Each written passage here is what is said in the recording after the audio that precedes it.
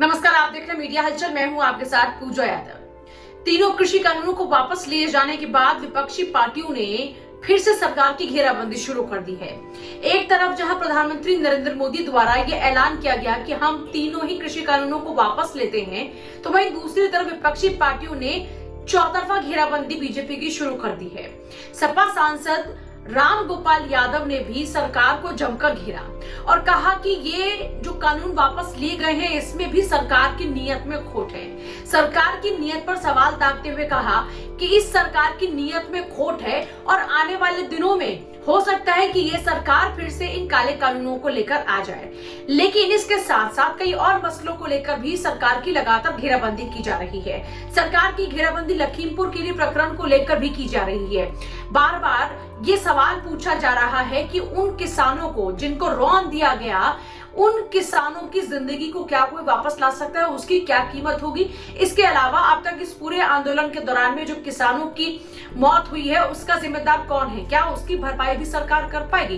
राम गोपाल यादव यहीं पर ही नहीं थमते बल्कि इसके अलावा भी कई और मसलों को लेकर सत्ता पक्ष के लोगों को घेरते हुए नजर आते हैं। एक तरफ जब वो ये कहते हुए नजर आते हैं कि ये सरकार का कोई भरोसा नहीं है, आगे आने वाले दिनों के अंदर ये सरकार कहीं फिर से इन कानूनों को लेकर ना जाए, इस बात की भी कोई गारंटी नहीं है। इसीलिए इस सरकार के ऊपर भरोसा नहीं किया जा सकता। और इस सरकार ने अगर ये कदम उठाया भी है तो इसकी सबसे बड़ी वजह है कि सरकार को इस बात का अनुमान लग चुका था कि इस बार के चुनाव में जनता उनको सत्ता से बेदखल कर देगी। सत्ता से बेदखल होने के डर के कारण ही वो ये फैसला ले रहे हैं, वरना ये सरकार अमीरों की सरकार है, गरीबों से इनको कोई मतलब नहीं है।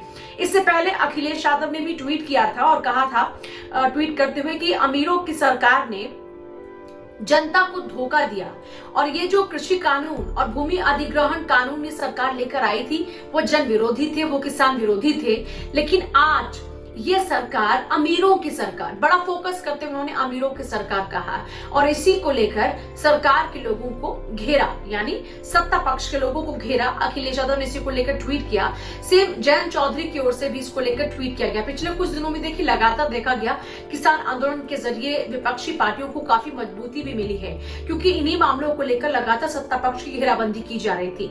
लखीमपुर खीरी प्रकरण के बाद से सरकार को भी काफी डर सता रहा था, क्योंकि लगातार जिस तरीके से तमाम विपक्षी दलों की ओर से चौतरफा घेराबंदी सत्ता पक्ष के लोगों की जा रही थी और साथ ही साथ भाजपा के लोगों को किसानों की नाराजगी का भी सामना क्योंकि करना पड़ रहा था, उससे सरकार भाग चुकी थी कि अब आने वाले दिनों में ये नुकसान का सौदा साबित हो सकता है तीनों ही कृषि कानून। ऐसे में आखिरकार सरकार की ओर से ये ऐलान कर दिया गया कि इन तीनों कृषि कानूनों को हम वापस ले रहे हैं, लेकिन विपक्षी पार्टी के लोग ये कह रहे हैं कि ये सरकार भरोसे लायक नहीं है।